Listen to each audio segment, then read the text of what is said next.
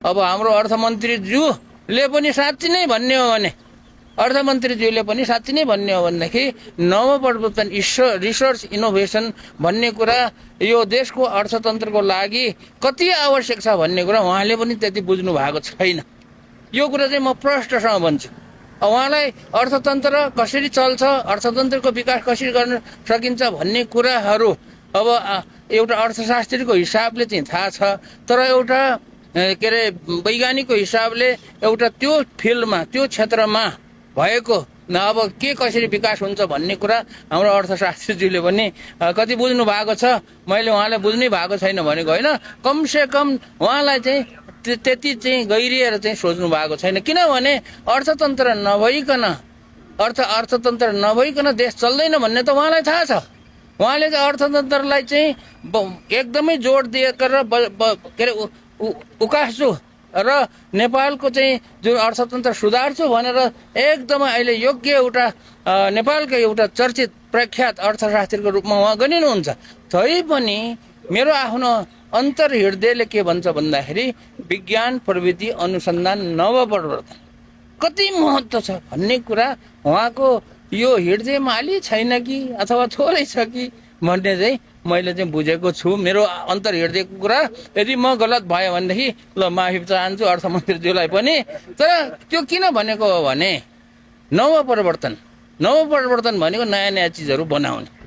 नयाँ नयाँ चिज पनि कस्तो भन्दाखेरि त्यो देखाउनको लागि बनाउने होइन क्या, कसैले आविष्कार गरेको कुरा, कुनै वैज्ञानिकले आविष्कार गरेको कुरा, त्यो आविष्कार गरेको कुरालाई चाहिँ त्यो त्यसैको सिद्धान्तको आधारमा कुनै चिजको विकास गर्ने हो। जस्तो मोबाइलको आविष्कार भनेर मोबाइलको आविष्कार गर्ने वैज्ञानिक छुट्टै हो।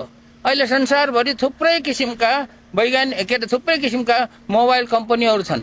जो कुनै पनि कम्पनीले यो संसारमा भएको कुनै पनि कम्पनीले जसले चाहिँ मोबाइल उत्पादन गर्छ त्यो कम्पनीले मोबाइलको आविष्कार गरेको त होइन नि। अनि त्यो आविष्कारलाई कुनै वैज्ञानिकले गरेको आविष्कारलाई विभिन्न डिजाइनमा व्यापार हुने किसिमले जनताले प्रयोग गर्ने के अरे किसिमले चाहिँ त्यसलाई चाहिँ विकास गर्नेलाई चाहिँ नवप्रवर्तन भनिन्छ। जस्तो उदाहरणको लागि सुन्नुहोस्, उदाहरण म अझै भन्दै जान्छु। जस्तो उदाहरणको लागि चाहिँ अब भनौँ न टिभीको आविष्कार त अब कुनै एउटा वैज्ञानिकले गर्यो, तर अहिले संसारमा अनेकौँ किसिमका टिभीहरू छन्। त्यो टिभीहरू बनाउने डिजाइन गर्ने कुराहरू भयो। कारको आविष्कार कसैले गर्यो, अहिले गरेको होइन, उहिले गर्यो, तर अहिले संसारभरि अनेकौँ किसिमका कारहरू छन्।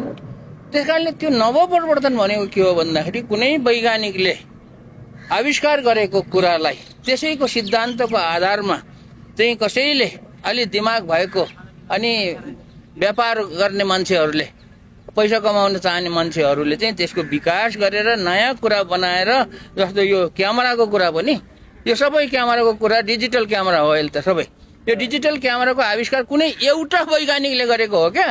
अहिले त हजारौँ किसिमको क्यामेरा छ नि त। हजारौँ किसिमको क्यामेरा चाहिँ के को कहाँबाट सुरु भयो त भन्दाखेरि कुनै एउटा वैज्ञानिकले कुनै एउटा चिज आविष्कार गर्यो।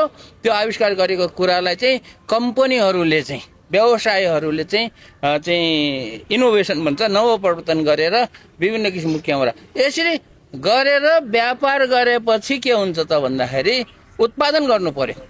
उत्पादन गर्नको लागि चाहिँ अब के चाहियो, रोजगारी के अरे मान्छे चाहियो र त्यसले गर्दाखेरि रोजगारी सिर्जना हुन्छ अनि व्यापार हुन्छ। व्यापार भएपछि के हुन्छ, सरकारको ढुकुटीमा पनि करहरू जान्छ नि, जस्तो भ्याट तिर्यो अनि सरकारको ढुकुटीमा जान्छ। यसरी चाहिँ के हुन्छ त भन्दाखेरि जबसम्म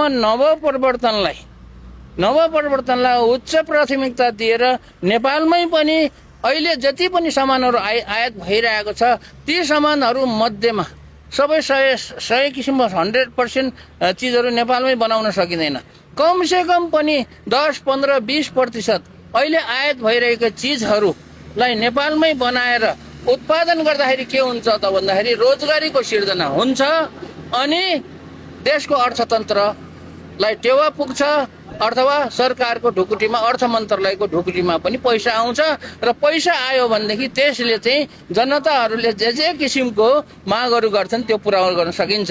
जस्तो म एउटा सांसद भएकोले म के भन्छु भने म एउटा सांसद भएको हुनाले मलाई चाहिँ अब हरेक जनताले चाहिँ फोन गरेर यस्तो चिज बनाइदिनु पर्यो, बाटो बनाइदिनु पर्यो, पुल बनाइदिनु पर्यो, स्कुल बनाइदिनु पर्यो, हेल्थ पोस्ट बनाइदिनु पर्यो, यो के अरे मोबाइलले टिपेर मोबाइल ल्याइदिनु पर्यो होइन, अनेकौँ किसिमका मागहरू गर्छ।